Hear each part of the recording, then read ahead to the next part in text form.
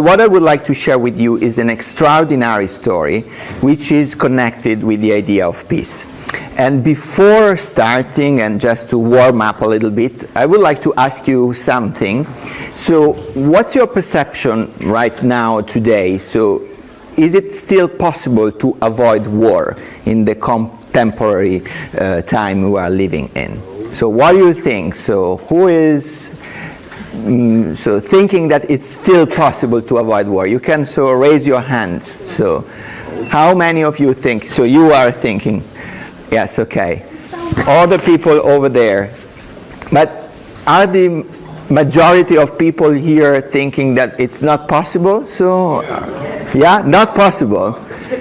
Difficult. Okay, that's interesting, and this is something what I would like a little bit to change in the mind of people, because it's clear that if you are thinking today at the situation in Ukraine, in Palestine, Nagorno-Karabakh, so many other countries and areas in the world, it would not seem that wars are to be avoided.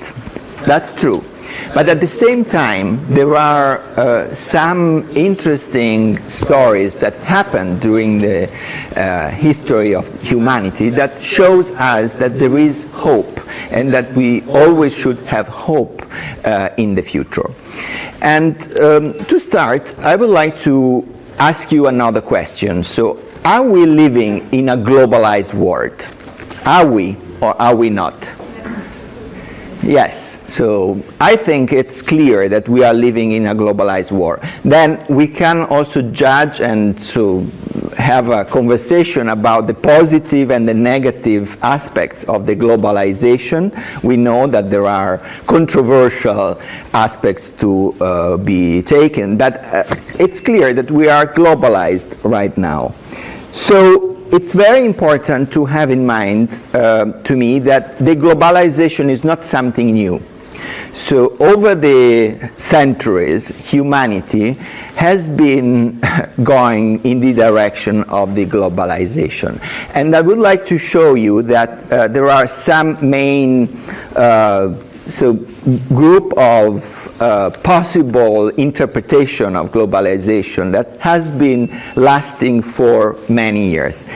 And maybe you will be also surprised from some of them. So, because globalization started with the migrations. So if you think about, so of course today migration is like one very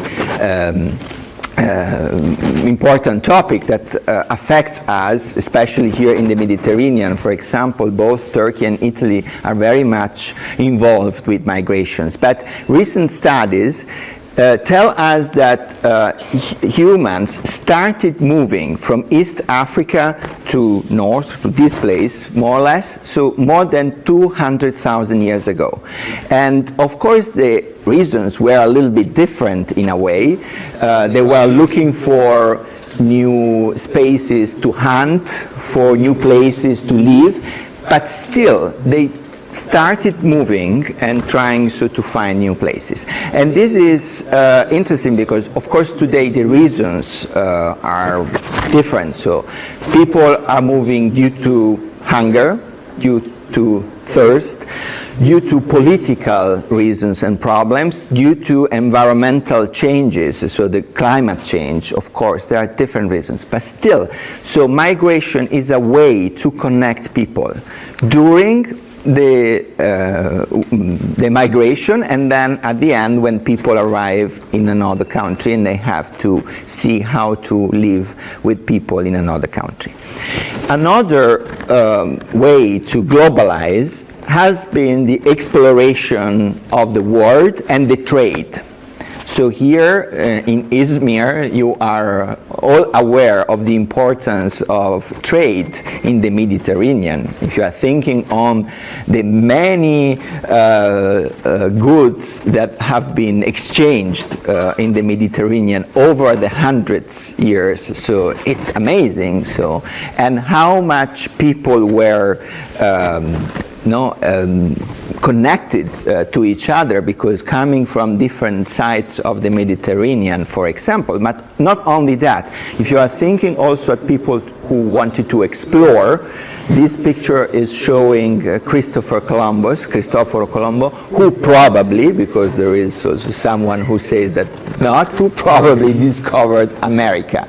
And that was a time when we as humanity and Europeans, we were looking for new horizons and trying to discover something abroad that was new and interesting.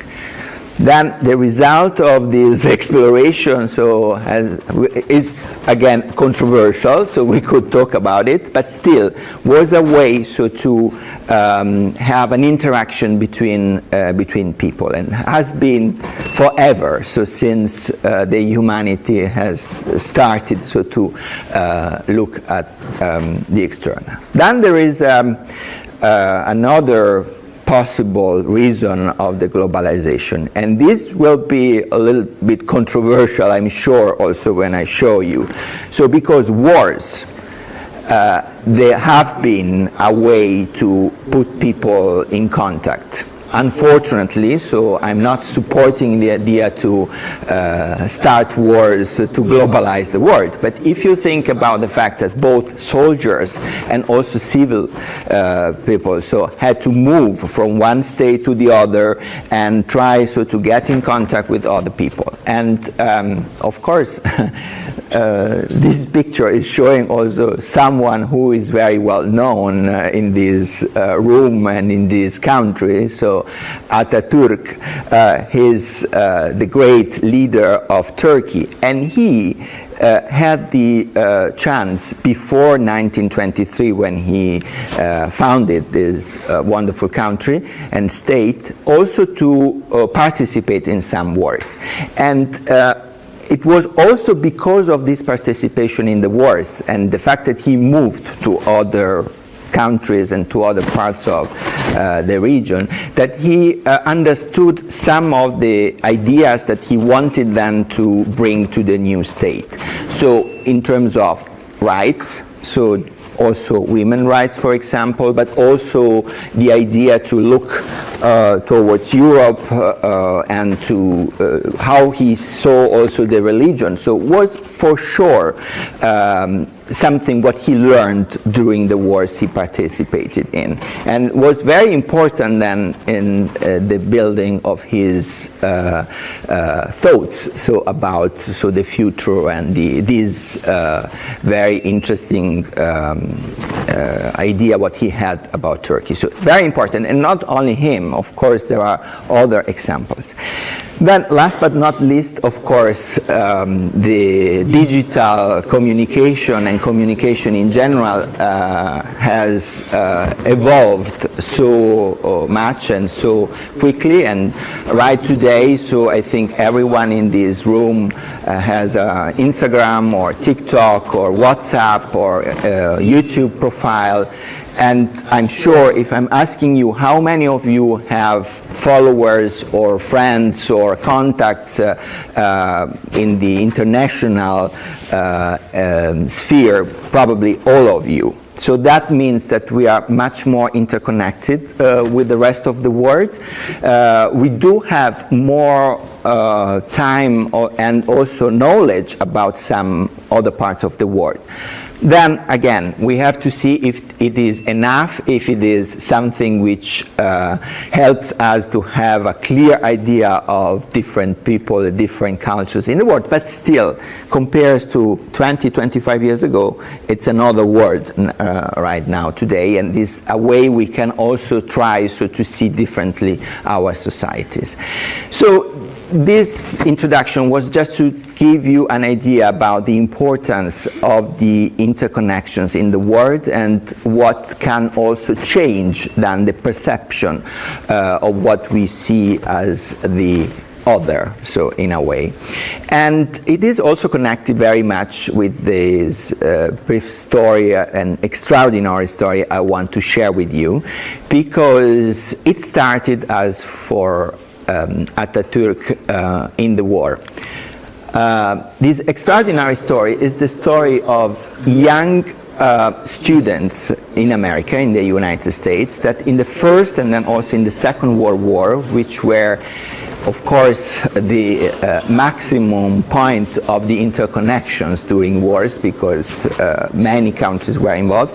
So they decided, since US didn't enter the conflict from the beginning, to do something in order to help support who were dying, who were suffering in the war. And they came to Europe and they drove ambulances. So this was their work, so to say, and at that time, of course, not so many people had driving license, so didn't, and they decided to come from US and from the university they were attending and to say, we want to help people. And they saved thousands of lives during this period of time.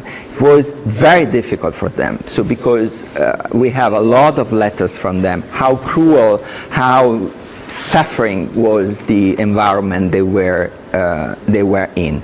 But they saved thousands of lives without looking at the person in terms of where are you from. So they saved lives just counting the human being. And this is an important thing because it's something what they really realized, even if they didn't speak the same language, even if they didn't have the same religion in common, even if it was difficult in that context so to try to understand. So they felt something in common with these people. And it is this part of humanity that we all have in common and we can also feel when we are together with other people. And they were particularly they had this idea, we cannot see in the future other wars. So we have to do something to avoid it, because for 2 times we had to intervene in the conflicts overall in the world and to support these people.